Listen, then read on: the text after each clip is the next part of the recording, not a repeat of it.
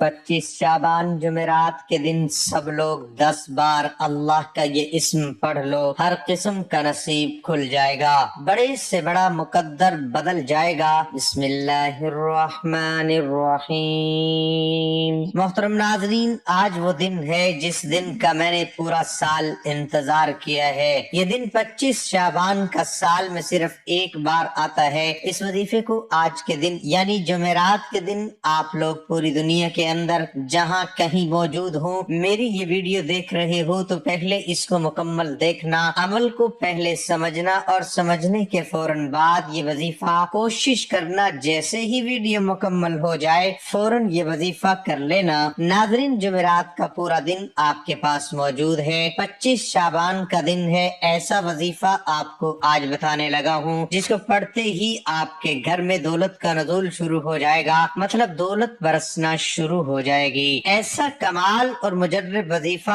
आज आपको बताने लगा हूँ कि जिस वजीफे को पढ़ने के लिए मैं पूरा साल इंतजार करता हूँ, आज वो घड़ी आ चुकी है, आज वो दिन आ चुका है। अपनी किस्मतों को इस वजीफे के पढ़ने के बाद बदल लो, अपने हालात को इस वजीफे के को पढ़ने के बाद बदल लो। खुदा की कसम मेरे भाइयों मेरी बहनों, ऐसा ताकतवर वजीफा है कि आपकी किस्मत फौरन बदल जाएगी। किस्मत के बंद दरवाजे वजीफा पढ़ते ही खुल जाएंगे। जो भाई बहन कई सालों से, कई महीनों से, पूरी जिंदगी गुजर गई तंग दस्तियों में, बेरोजगारियों में, जेब खाली है, दुकानें खाली है, कारोबार नहीं है, नौकरी कोई नहीं मिलती, ऐसे मामलात अगर आपके साथ हैं, एक वक्त का खाते हो, दूसरे वक्त का सोचना पड़ता है, घर में फाके हैं, बच्चे भूखे हैं, बेरोजगारी है, तंग दस्ती है, पूरी दुनिया में जहाँ कहीं आज बैठ के मेरी ये वीडियो देख रहे हो, ये छोटी सी वीडियो अच्छी तरह देखना, समझना और इस अमल को वीडियो देखने के फौरन बाद 25 शाबान का जो दिन है पूरा दिन मौजूद है। पूरे दिन में किसी भी वक्त ये छोटा सा अमल कर लेना। 5 मिनट लगेंगे इस अमल को पढ़ने में। घंटों मिनटों बैठ के आपको ये अमल नहीं पढ़ना। आप 5 मिनट ये वजीफा पढ़ने में लगाओगे, ये 5 मिनट आपके जाया नहीं होंगे। सिर्फ 5 मिनट आप लोग इस वजीफे को पढ़ने के बाद अपनी जिंदगी में तब्दीलियां देखना, अपनी जिंदगी में खुशियां देखना, अपनी जिंदगी में अपनी हाजतों को पूरा होते हुए देखना। अल्लाह पाक ने चाहा तो जो मन की मुराद होगी वो पाओगे, जो मांगोगे इससे कहीं ज्यादा अल्लाह पाक आपको नवाजेंगे। जो भाई बहन कई सालों से परेशानियों में हैं, रिज्क की तंगी में हैं, कारोबार बिल्कुल नहीं चल रहा, कारोबार जिनका ठप हो चुका है या बिल्कुल कारोबार है ही नहीं, घर में फाकों की नौबत आई हुई है, तो ये वजीफा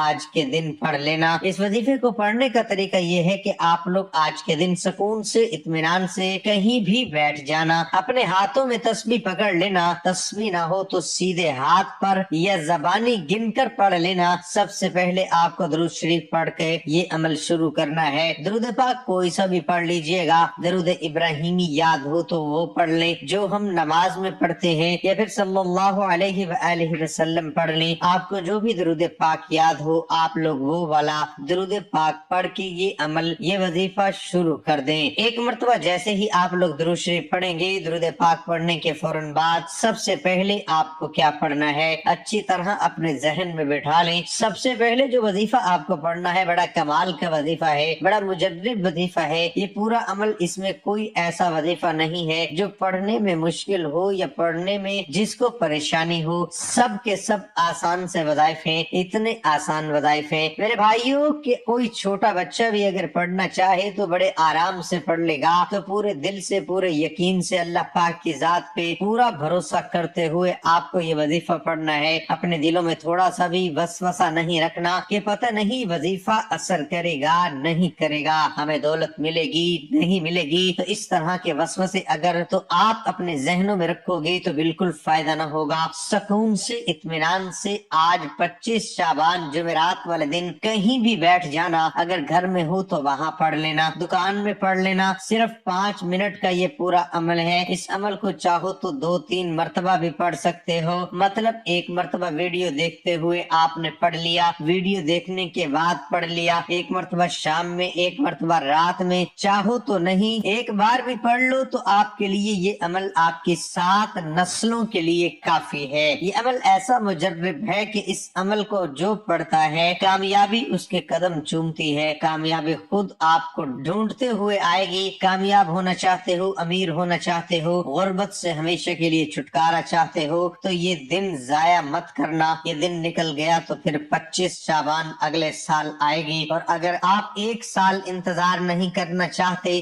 اپنے حالات کو فوراً وظیفہ پڑھتے ہی بدلنا چاہتے ہو، اپنی زندگی میں خوشیاں حاصل کرنا چاہتے ہو تو یہ وظیفہ لازمی آج کے دن پڑھنا۔ انشاءاللہ اللہ پاک نے چاہا تو منٹوں سیکنڈوں میں حاجت مرادیں پوری ہو جائیں گی۔ جو مراد ہوگی وہ پاؤ گے، جو من کی مراد ہوگی، جو آرزو ہوگی، آپ لوگ اس وظیفے کو پڑھتے ہی پاؤ گے۔ چاہے ذاتی مکان چاہیے ہو، چاہے آپ کی بڑی سے بڑی حاجت ہو، بڑی رقم آپ کو چاہیے ہو، کبھی بھی چاہیے ہو، اس وظیفے کو پڑھنے کے بعد اللہ پاک سے مانگ لینا، انشاءاللہ مایوسی نہیں ہوگی۔ ایک مرتبہ آپ نے درود شریف اس وظیفے کو شروع کرنے سے پہلے لازمی پڑھنا ہے۔ درود پاک پڑھنے کے فوراً بعد کا جو بھی عمل ہے 5 منٹ کا، میں تو 5 منٹ کے اندر بڑے آرام سے اس عمل کو پڑھتا ہوں۔ آپ بھی پڑھیں گے تو 5 منٹ لگیں گے، اس سے اوپر کا وقت نہیں لگے گا۔ 5 منٹ کا وقت اب پہلے سے نکال لینا، یہ 5 منٹ ایسے ہوں میرے بھائیوں کہ اس دوران آپ کی پوری توجہ، پورا دھیان صرف وظیفہ پڑھنے پر ہو۔ بے دلی سے، بے ترتیبی سے، بے توجہ سے آپ کو یہ وظیفہ ہرگز نہیں پڑھنا۔ سکون سے، اطمینان سے 5 منٹ کا وقت نکال لیں۔ یہ 5 منٹ آپ لوگ اپنی پوری توجہ صرف وظیفے پہ دیں۔ ایک مرتبہ درود پاک لازمی پڑھنا۔ اس عمل کو شروع کرنے سے پہلے آپ کسی بھی جگہ پر ہو، نہ ہی جگہ کی پابندی ہے، نہ ہی وقت کی پابندی ہے، صرف پابندی یہ ہے کہ 25 شعبان یعنی جمعرات کے دن آپ کو یہ عمل کرنا ہے، اس کے علاوہ کسی دن نہیں پڑھنا۔ یہ وظیفہ حالات کو بدلنے والا ایسا طاقتور وظیفہ ہے کہ میں نے ہزاروں لاکھوں لوگوں کو اپنی زندگی میں یہ عمل بتایا ہے۔ بے شمار لاکھوں لوگ دنیا میں میرا یہ بتایا ہوا وظیفہ پڑھ کے اپنی زندگی میں کامیابیاں حاصل کر چکے ہیں۔ بے شمار ایسی میری دکھیاری بہنیں ہیں جن کے گھروں میں فاقے تھے، مفلسی تھی، مطلب ایسے ان کے حالات تھے کہ وہ ایک وقت کا کھاتے تھے اور دوسرے وقت کا جو ہے وہ ان کے پاس کھانے کے لیے کچھ بھی نہیں ہوتا تھا۔ ایسے بے شمار لوگ جن کو میں نے یہ عمل بتایا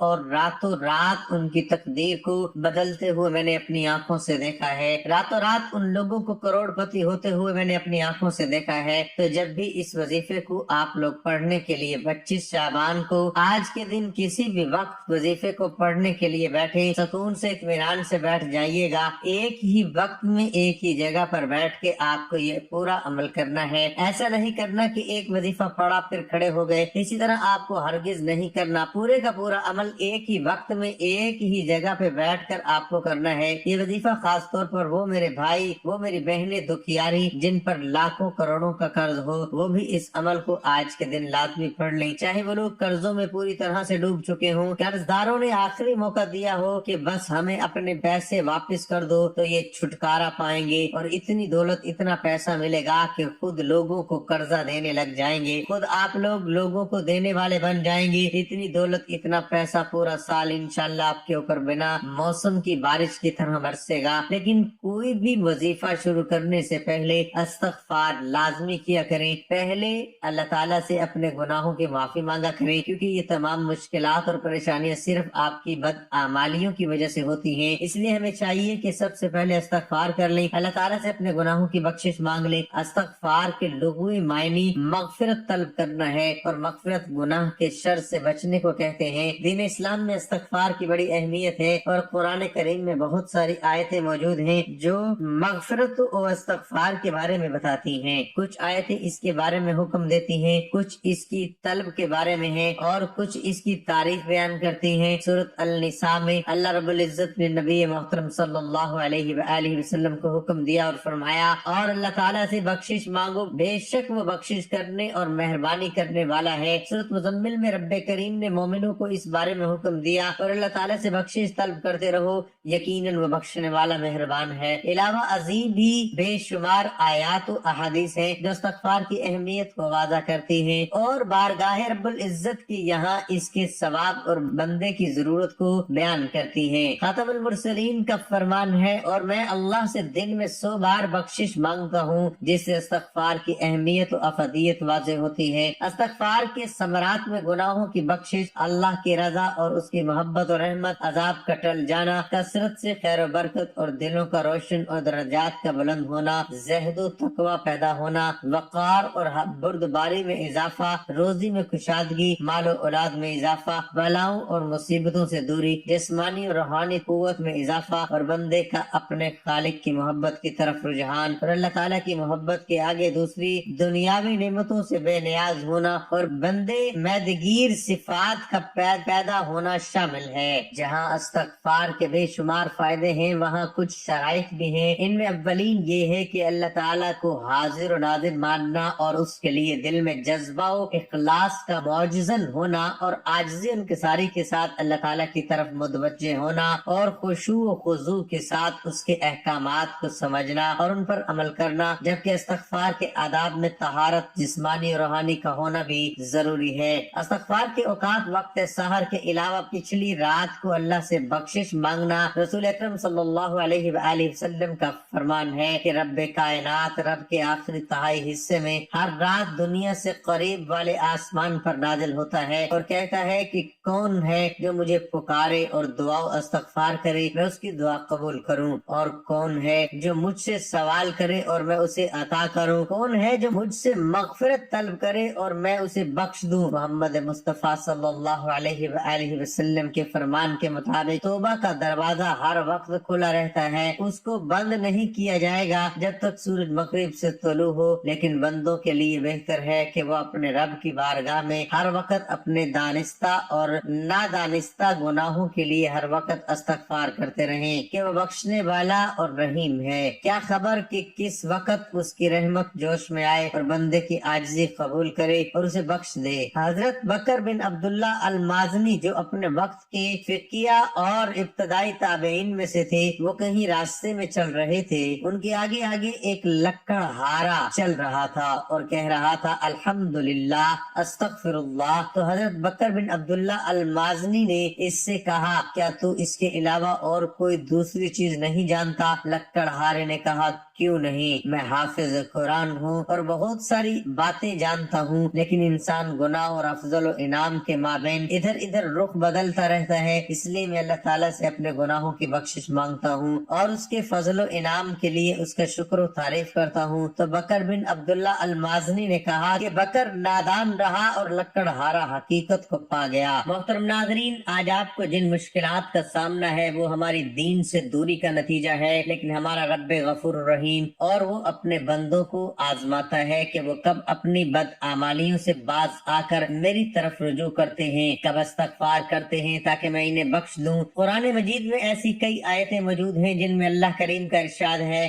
ترجمہ: جو شخص کوئی برائی کرے یا اپنی جان پر ظلم کرے اور اللہ تعالیٰ سے استغفار کرے تو وہ اللہ کو بخشنے والا، مہربان کرنے والا پائے گا۔ ایک اور آیت میں ارشاد ہے، ترجمہ: تو اپنے رب کی تسبیح کر حمد کے ساتھ اور اس سے مغفرت کی دعا مانگ، بے شک وہ بڑا ہی توبہ قبول کرنے والا ہے۔ قارئین اکرام، آئیے ہم صدق دل سے اور پورے خلوص کے ساتھ بارگاہ رب العزت سے اپنے گناہوں پر استغفار کریں اور اس طرح نعمتوں کے شکر گزار ہوں۔ یہی ہماری کامیابی، بھلائی اور مجموعہ برکات ہے، یہی ہماری درجات کی بلندی کا سرچشمہ ہے۔ اسی سے ہم مصیبتوں سے چھٹکارا حاصل کر سکتے ہیں، جو اللہ تعالیٰ کی دیگر عنایات کے علاوہ ہمارے رزق میں بھی اضافے کا باعث بن سکتے ہیں۔ تو ناظرین، وظیفہ شروع کرنے سے پہلے ایک مرتبہ درود پاک پڑھ لیں، ایک مرتبہ میرے ساتھ بھی پڑھ لیں تاکہ ثواب ہو۔ اللہم صلی علی محمد وعلی آل محمد کما صلیت علی ابراہیم وعلی آل ابراہیم انک حمید مجید۔ اللہم بارک علی محمد وعلی آل محمد کما بارکت علی ابراہیم وعلی آل ابراہیم انک حمید مجید۔ درود پاک پڑھنے کے بعد جو آپ کو پہلا وظیفہ پڑھنا ہے وہ ہے یا مقیتو یا مقیتو۔ اس وظیفے کو آپ کو 11 مرتبہ پڑھنا ہے۔ 11 مرتبہ جب آپ لوگوں نے اچھی طرح گن کر پڑھ لیا، اب چلتے ہیں دوسرے وظیفے کی جانب۔ دوسرے نمبر پر آپ کو اس عمل میں کون سا وظیفہ پڑھنا ہے جلدی جلدی سمجھ لیں۔ دوسرے نمبر پر جو وظیفہ پڑھنا ہے بڑا کمال کا وظیفہ ہے اور میرے بھائیوں بڑا ہی مجرب وظیفہ ہے۔ جلدی سے اپنے ہاتھوں میں ایک تسبیح پکڑ لیں اور فوراً یہ وظیفہ پڑھنا شروع کر دیں۔ وظیفہ ہے واللہ خیر الرازقین۔ آپ کو 10 مرتبہ یہ وظیفہ پڑھ لینا ہے۔ 2 وظائف آپ لوگ پڑھ چکے ہیں، اب تیسرے نمبر پر جو وظیفہ پڑھنا ہے وہ ہے یا رزاقو۔ پڑھتے جائیں یا رزاقو یا رزاقو یا رزاقو۔ بڑا کمال کا وظیفہ ہے اور بڑا مجرب وظیفہ ہے۔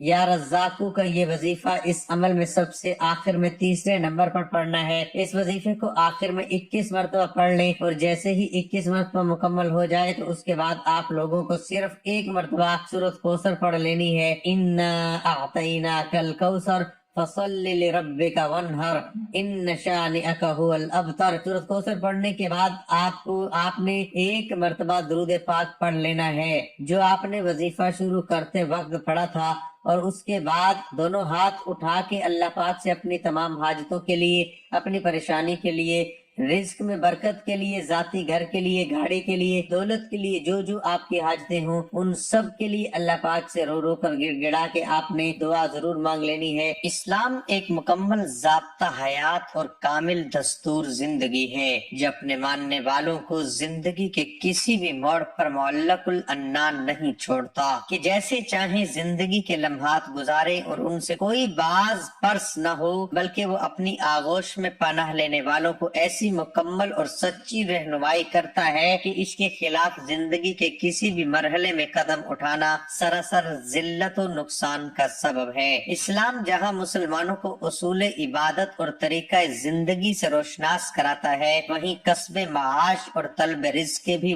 صحیح اصول و ضوابط پیش کرتا ہے تاکہ اس کے مطابق عمل کر کے حلال روزی کا حصول کیا جا سکے، کیونکہ اسلام کے نزدیک رزق حلال کو ایسی زبردست اہمیت حاصل ہے کہ دولت و ایمان سے بہراور ہونے کے بعد اسلام کے جملہ ارکان پر عمل پیرا ہونے کے باوجود مسلمانوں کا کوئی بھی عمل بارگاہ خداوندی میں شرف قبولیت سے نوازا نہیں جاتا جب تک کہ اس کا کھانا پینا حلال نہ ہو۔ اسلام ایک پاکیزہ مذہب ہے، یہ جس طرح گندے کردار سے مسلمانوں کو روکتا ہے اسی طرح حرام و ناجائز رزق سے بھی پرہیز کا سختی کے ساتھ حکم صادر کرتا ہے، کیونکہ جیسی غذا ہوتی ہے ویسا ہی ذہن بنتا ہے، اور سب سے بڑا نقصان تو یہ ہے کہ حرام کھا کر بندہ بندگی کے قابل نہیں رہ پاتا۔ یہی وجہ ہے کہ حرام کھانے پینے پہننے والے کی دعا بارگاہ خداوندی سے رد ہو جاتی ہے، جیسا کہ ذیل کی آیات سے واضح ہے کہ قرآن مجید میں حلال روزی کی تاکید کسب حلال پر قرآن نے بہت زور دیا ہے، کیونکہ حرام و حلال ہی خیر و شر کا سرچشمہ ہے۔